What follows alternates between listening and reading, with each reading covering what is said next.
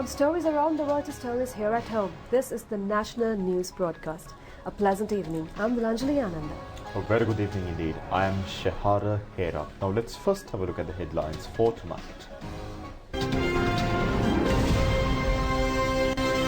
The president says to the envoys from 4 powerful nations in the world that his main task is to uplift the collapsed economy in the country. MP Ranjan Ramanayake into custody. A temporary suspension on his party membership. A special program on President's instructions to probe whether the tax benefits have been extended to the consumers. 57 people been killed from an avalanche in Kashmir, Pakistan. For those and other stories in detail on your top story.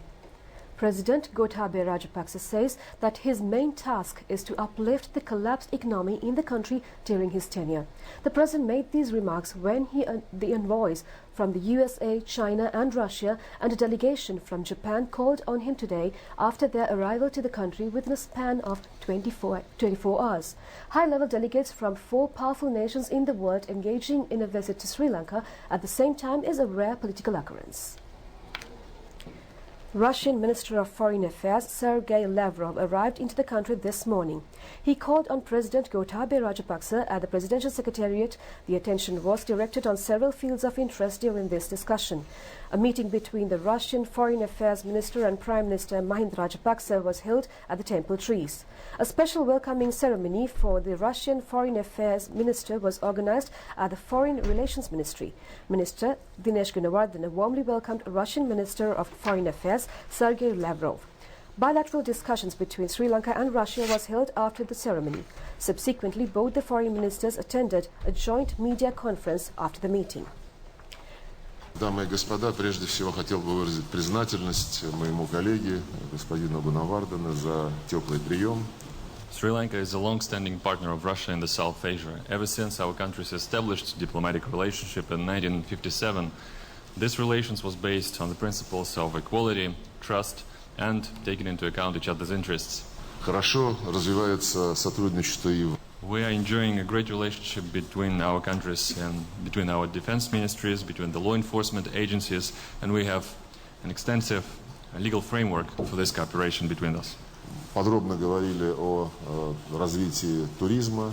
We have also focused on tourism, and we are grateful for our Sri Lankan partners for the extensive attention that they pay to ensuring security of our citizens who spend their vacations here. И, конечно, быстрому росту. The number of Russian tourists coming to Sri Lanka grows on a sustained basis, and to a great extent it is thanks to the fact that about a year ago, Aeroflot, our Russian airlines, have resumed the direct air passenger traffic to this country.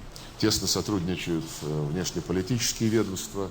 Our foreign ministries are in close contact, and they base their work on the mechanism of political consultations in effect starting the year 2000.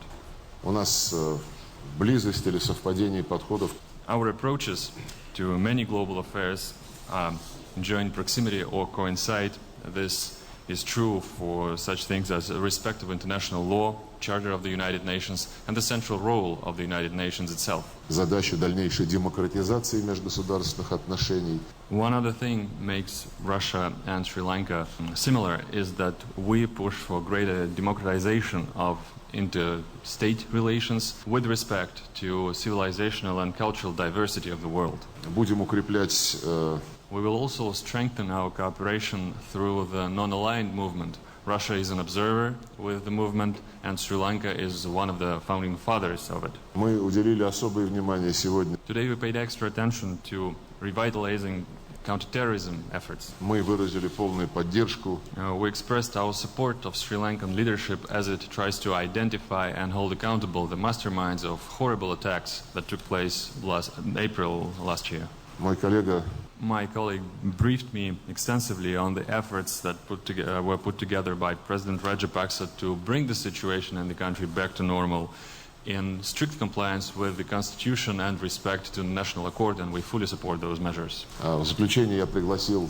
I also invited His Excellency to visit Russia at any time of his convenience, and we hope to continue our cooperation. I take this opportunity to extend Sri Lanka's deep appreciation to the government of the Russian Federation for its unequivocal support for Sri Lanka's sovereignty and territorial integrity. Therefore, a strong sense of understanding, solidarity and mutual respect underpin the Sri Lanka-Russia bilateral engagement.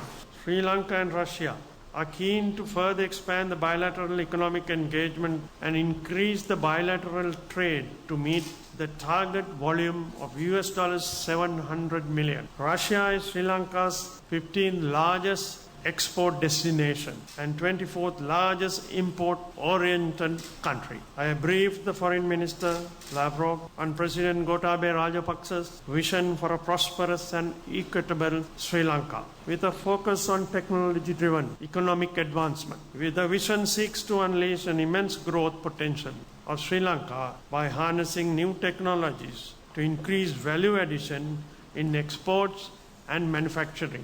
We noted and welcomed the increasing Russian tourist arrivals in Sri Lanka. Direct air connectivity facilitated by Aeroflot, which has commenced 3 flights a week, is significantly generating two-way tourism. We also discussed the potential for greater Russian investment in the hospitality sector. I expressed Sri Lanka's gratitude for the generous Russian government assistance extended over the 6 decades to educated generations of Sri Lankan students. The two sides recognize the threats posed by terrorism, violent extremism, illicit drugs trafficking, and other transnational organized crimes to national, regional, international security, and agreed to continue our cooperation to pursue shared solutions and exchange best practices. Sri Lanka and Russia will further expand counter-terrorism cooperation through strengthened linkages between relevant authorities in the respective countries. We discussed the increasing importance of the Indian Ocean region to global trade and commerce and stress the importance of maintaining stability, security for the future development and prosperity of the region. In this context, we focused on the importance of active engagement in the regional organizations such as the Shanghai Cooperation Organization and agreed that cooperation and improved regional coordination was essential to meet the challenges of a dynamic and complex regional and global environment. Our two countries will continue our cooperation and dialogue to pursue interests in the United Nations, including in the Human Rights Council in Geneva. After completing the short official visit in Sri Lanka, Russian Minister of Foreign Affairs Sergei Lavrov left the country to visit India. Chinese Foreign Minister Wang Yi also arrived into the country last night for a short official visit. He called on the President at the Presidential Secretariat today.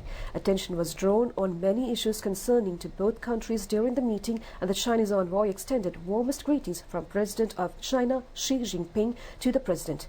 President Gotabaya Rajapaksa has stated to the Chinese Foreign Minister that Sri Lanka won't be economically strong. He said that Sri Lanka is a small country and geographically places in the most strategic location. As a result, the country has to face many political challenges. The President extended his gratitude for the invitation directed by the Chinese Foreign Minister for an official state visit to China. The Chinese Foreign Minister also called on Prime Minister Mahinda Rajapaksa at the Temple Trees today. A meeting between Chinese Foreign Minister and Sri Lanka's Foreign Relations Minister was held today. The Chinese Ambassador to Colombo, Sheng Shuang, and Foreign Relations Secretary Ravnatha Aryasinghe and other officials were present on this occasion. Principal Deputy of South and Central Asian Affairs, Alice Wells, arrived to the country this morning for a 2-day official visit. The U.S. delegation called on the President at the Presidential Secretariat. The U.S. Ambassador to Sri Lanka, Aliana Teplitz, was also present on this occasion.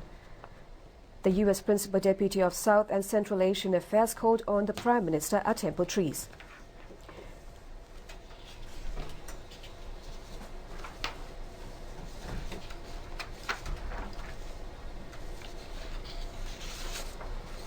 Meanwhile, Japanese State Minister Yozo Yamamoto called on President Gotabaya Rajapaksa today. During the meeting, the Japanese State Minister said that measures will be taken to strengthen the long-lasting friendship between the nations.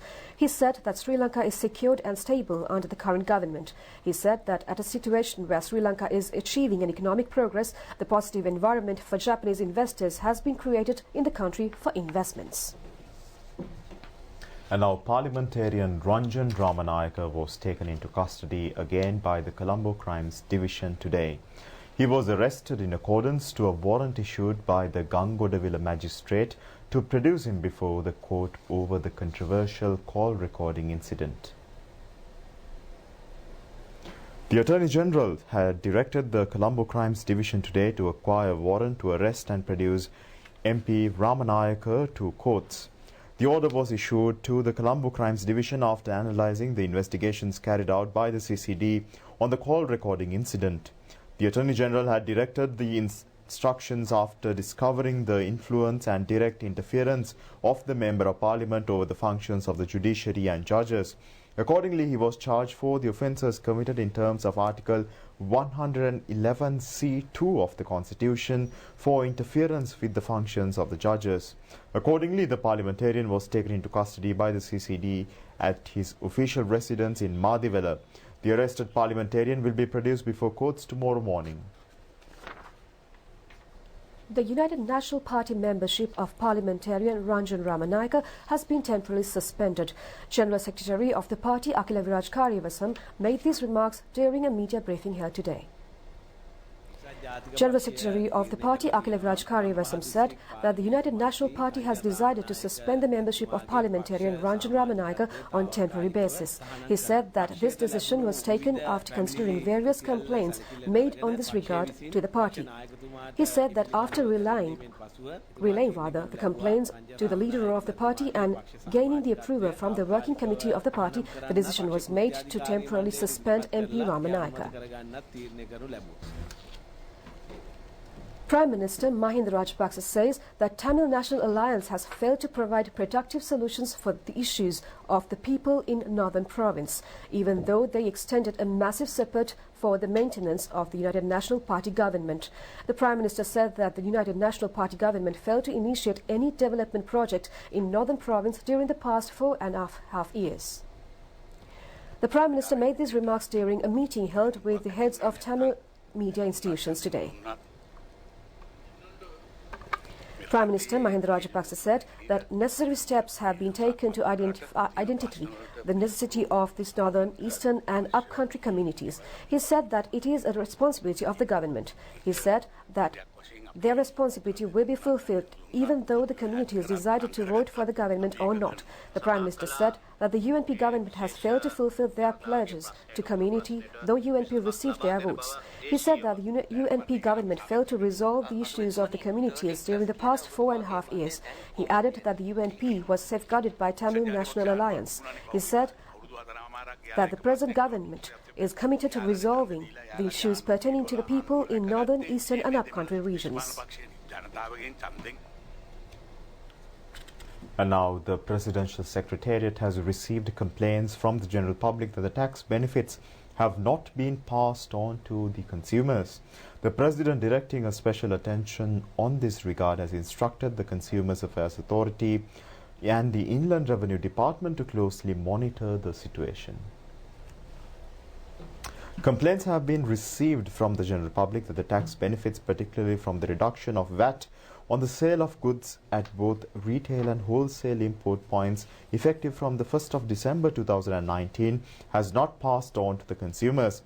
Among such goods are hardware, ceramics, cement and other building materials, cosmetic and day-to-day household items, garments, school books and several other goods are being mentioned.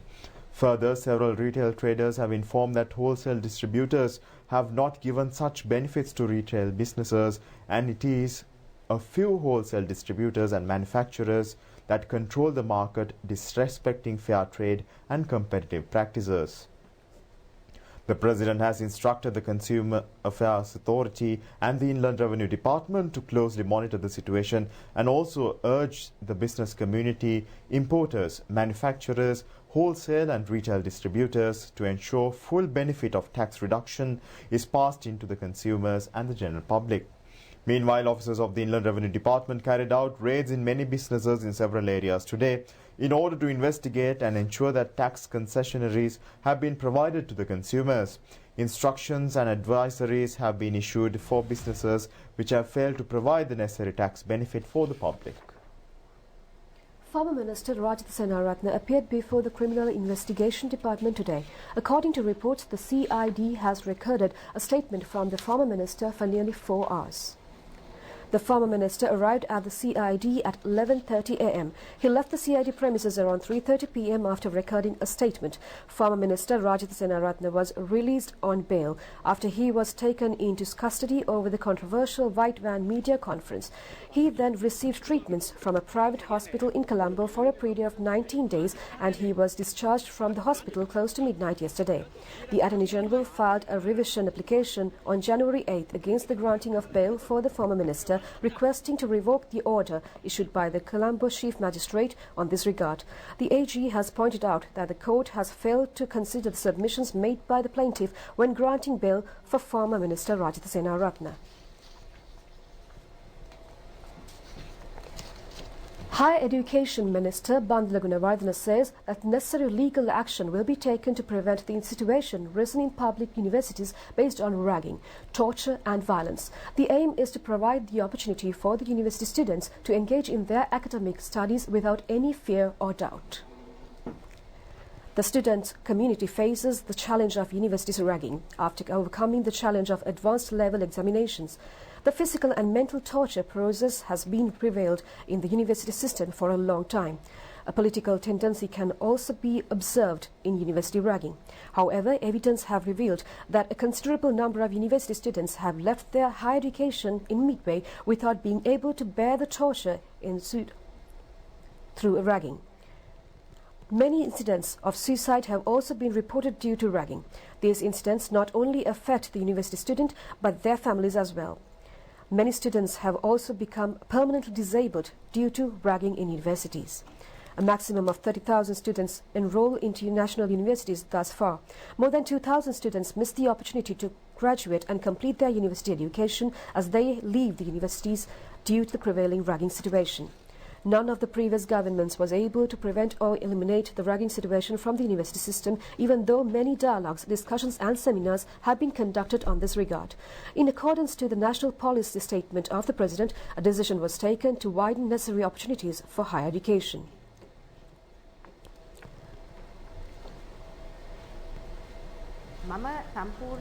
Vice-Chancellor of Colombo University, Professor Chandrika Vijayaratne, extended her gratitude and respect to the University Grants Commission and the Ministry of Higher Education on this stance. She said that possible measures against such issues have been presented in a legal and transparent manner.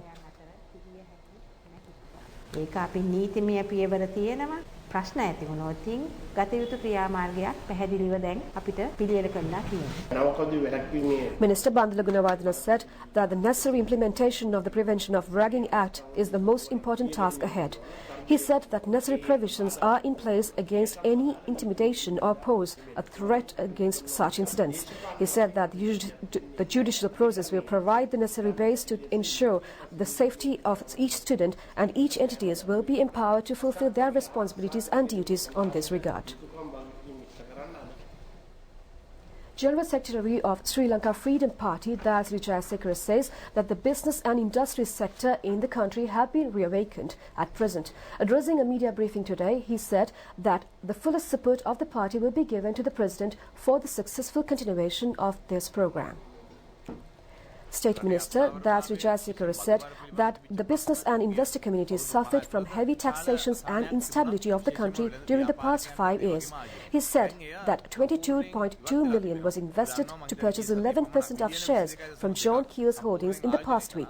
He indicated that this incident reflects on the mistrust of the investors had on the previous government. He said that local and international investors are ready to bring in massive investments into the country.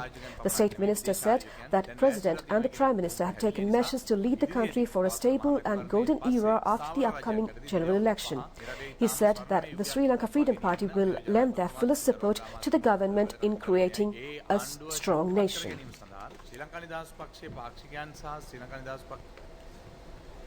And now the United National Party parliamentarian Kavinda Jayawardena says that the 19th Amendment to the Constitution should be amended.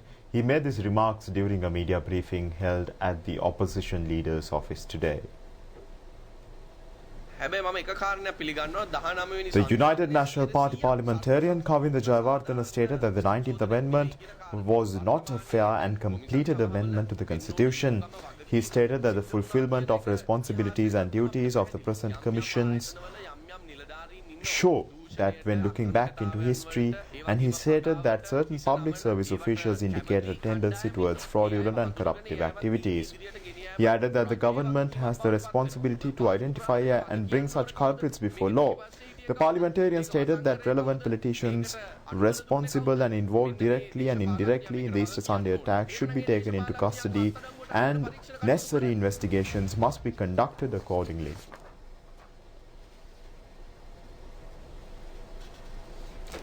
And now the police stated that the suspect involved in the shooting of a mother and daughter in Doravaka in Ganegama in Warakapola area has been identified.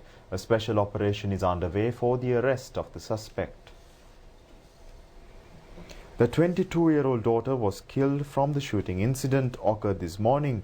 The mother has been transferred to the Kandy Hospital from Warakapola Hospital for further treatment. The suspect had fled while carrying out an inquiry of the murdered youth. The police alleged that the shooting had taken place over a love affair. A special circular consists of a relief package to uplift the collapsed businesses in the previous times set to be issued today.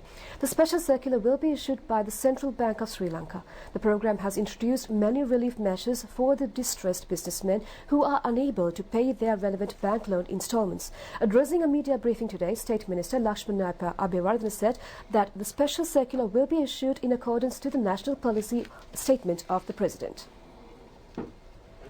State Minister Lakshmana Abeyewardene said that the first item of the package is to provide the opportunity to pay the installments up to December 20th, 2020 in accordance to the payments made thus far. He said that after the completion of the loan payment, a maximum of 300 million rupees worth loans will be issued in accordance to the nature of the business. He added that more than 5 years will be allocated for the loan payment. Also, he said that relief will be granted if it has been transferred to a write-off bank due to inability to make the loan payments. He added that the 50% of the interest will be removed and a concessionary time period of 6 months will be granted while providing a loan payment period in the future. The State Minister said that during the period, the bank will also provide capital to uplift the businesses apart from the loan. He also added that the relief time period will be provided for the repayment of the capital. He said that the bank will not suffer from this initiative as the central bank will provide the funds as a financial guarantee. The State Minister also made remarks regarding the Presidential Commission appointed to probe on the affected public service officials during the previous government period. The European Union has maintained the LTTE as a banned terrorist organization. The Council of the European Union renewed its EU terrorist list, which sets out persons, groups and entities subject to restrictive measures with a view to combating terrorism. In accordance to the issued list, the European Council has continued to list Sri Lanka's defunct Tamil separatist group Liberation Tigers of Tamil Eelam as a terrorist organization among 21 terrorist groups and 15 individuals. Persons, groups and entities on the list are subject to the freezing of their funds and other financial assets in the EU. It is also prohibited for EU operators to make funds and economic resources available to them. The Council is empowered to establish an EU list and impose related restrictive measures under Council Common Position 2001/931/CFSP and Council Regulation Number 2580/2001. The Council first set up the list as implementation of UNSC Resolution 1373/2001 that followed the 9/11 terror attacks in the US. It reviews the list at regular intervals and at least every 6 months on the basis of regular exchange of information between member states on any new facts and developments relating to the listings. And now, Dr. Nalaka Godaheva says that the public is questioning the functions of the independent commissions. He made these remarks at a media briefing in Colombo today. Dr. Nalaka Godaheva stated that an immense crisis situation has occurred in the country due to the 19th Amendment to the Constitution. He stated that the 19th Amendment should be clearly revised at the next Parliament. He added that a two-third majority should be acquired in the Parliament to proceed with the revision. He also stated that several independent commissions have been established in the country. However, he added that they have the question on transparency of the appointees for these commissions. He also stated that the independent commissions will remain as it is, even if the President and the Prime Minister changes.